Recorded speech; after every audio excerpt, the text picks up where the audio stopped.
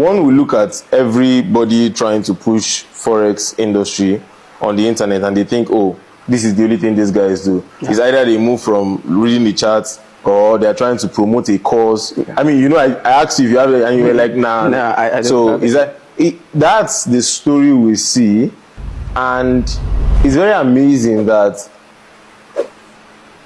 you're doing all of this even before you found forex, right?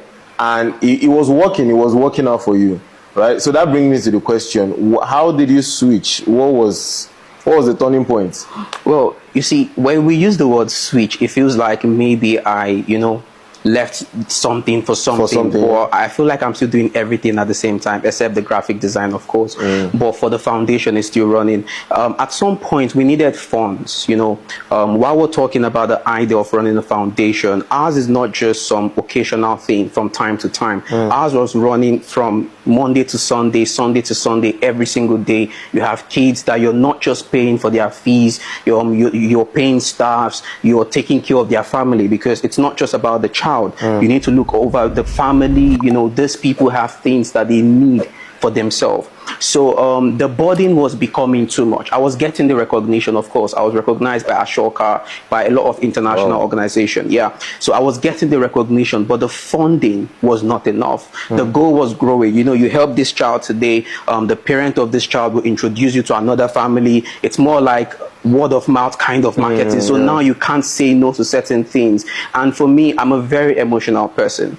If you tell me certain stories, I can get moved and send my last card to you. So whenever they call, I'm cooking up my own story. Okay, sure. So that I can send your last card. Okay, no. The thing is, now I'm better, because I've come to understand that while you're trying to help people, it's very important to help yourself. People take advantage. Exactly. So then we were having lots of things to do. Lots of things to do that needed funding, and I just got into the university as well, and I needed some sort of sustainability, if that makes sense. So that was the initial concept. That was where I was just watching the news and I saw this South African, I don't know if I should mention name, but his name is Sandile. I don't know if you know him, Sandile Shezi. Now, he was very young. This was way back 2016, 17.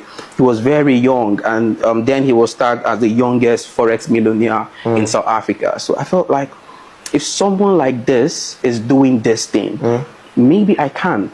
So that was where I picked up the idea of, okay, let me see what this forex is all about. Let me see if I can learn. Then I went online, I started learning, and the mistake I did, which as at then, I think everyone who started trading around 2016 to 20